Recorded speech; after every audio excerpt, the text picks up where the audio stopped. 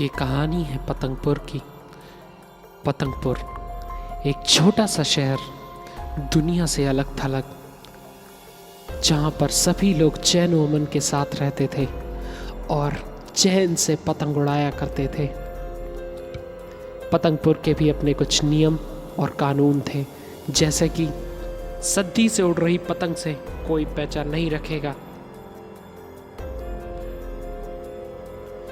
Double मंजा से उड़ाने वाले व्यक्ति को जुर्माना लगेगा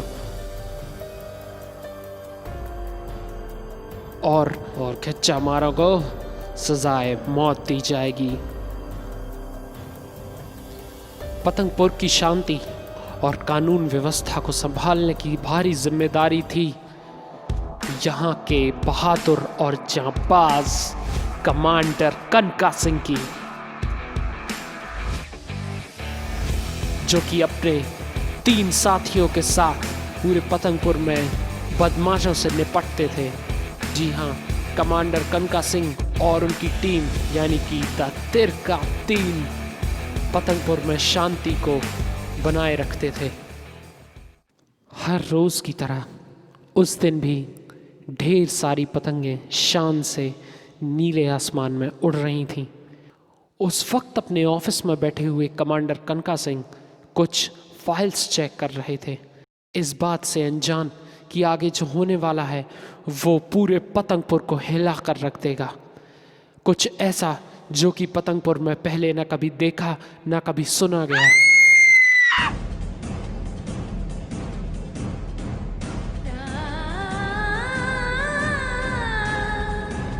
चीख की आवाज सुनते ही कमांडर कनका सिंह भागे और अपनी छत पर पहुंचे। वहां से जो नजारा उन्होंने देखा, उन्हें अपनी आंखों पर यकीन नहीं हुआ।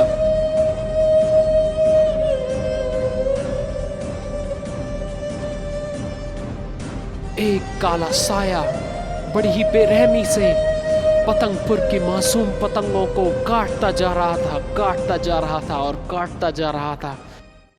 जमीन पर बिखरी हुई इन मासूम पतंगों से एक बात साफ थी कि पतंगपुर में आज एक भयानक कत्लेआम हुआ था। मगर जो बात सभी को परेशान कर रही थी वो ये कि आखिर इस कत्लेआम को अंजाम देने वाला था कौन। और देखते ही देखते वो काला साया बादलों में कहीं गुम हो गया, जैसे कि मानो कभी था ही नहीं।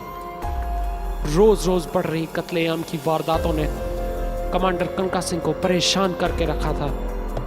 आखिर कौन था वो जिसने कमांडर कनका सिंह की रातों की नींद उड़ा दी थी? कौन था वो जिसे कानून का कोई डर नहीं था?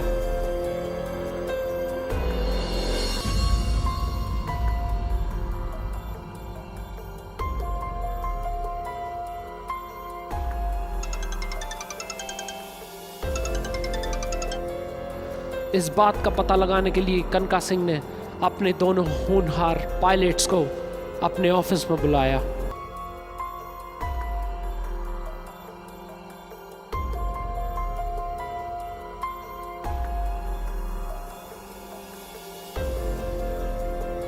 कमांडर ने अपने पायलट को चौकन्ना रहने के लिए बोला और मामले की पड़ताल के लिए भेजा। कत्लेआम को जिसने अंजाम दिया था उसका नाम था रोहन कार्टर, जो कि एक बहुत ही खतरनाक अपराधी था।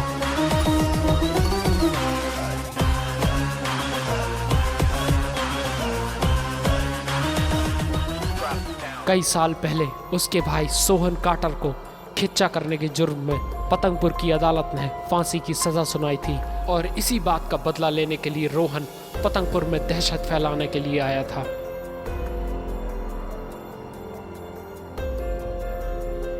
कमांडर जानते थे कि यदि इतने भयानक अपराधी से पतंगपुर को कोई छुटकारा दिला सकता है तो वो है उनका सबसे होनहार सिपाही, जिसका नाम है बबलू केड़ा।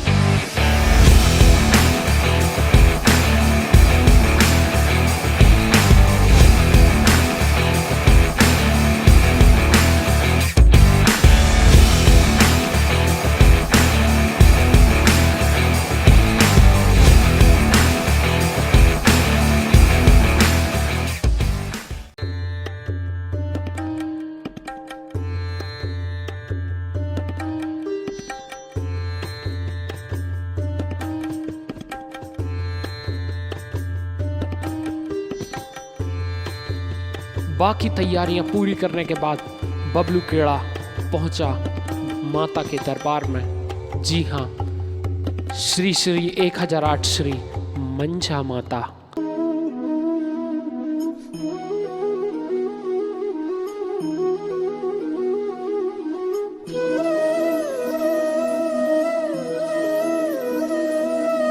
मंझा माता का आशीर्वाद और दिव्य मंजा प्राप्त करने के बाद बबलू केड़ा तैयार था बदला लेने के लिए, तैयार था उस अपराधी को उसकी औकात याद दिलाने के लिए। और अब बबलू केड़ा निकल पड़ा उसको सबक सिखाने के लिए।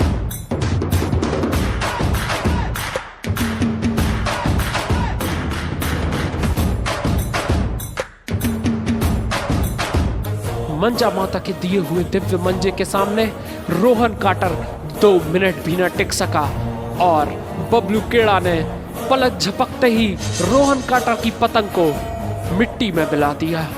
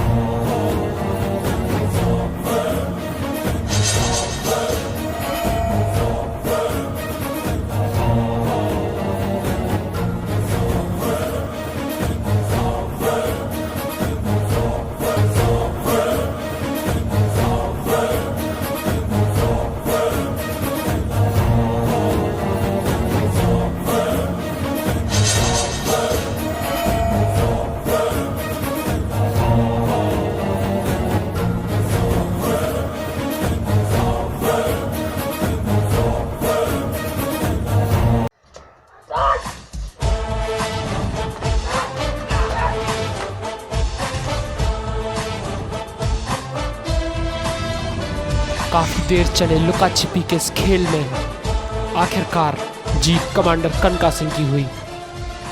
दोनों काटर भाई यानी कि रोहन काटर और मोहन काटर कैप्टन कनका सिंह और उनकी टीम तिरका 3 के द्वारा पकड़े गए और सलाखों के पीछे लाए गए। एक बार फिर द तिरका 3 ने साबित कर दिया कि क्यों उन्हें पतंगपुर का रक्षक कहा जाता है, क्यों उनके रहते हुए कोई भी अपराधी पतंगपुर में आंख उठाकर भी नहीं देख सकता। रोहन के पकड़े जाने के बाद एक बार फिर पतंगपुर में शांति का माहौल था। सभी पतंगबाज शान से अपनी पतंगें नीले आसमान में लहरा रहे थे और इसी के साथ कैप्टन कनका सिंह और उनकी टीम तिरका 3 ने एक और कठिन और खतरनाक मिशन को अंजाम दिया।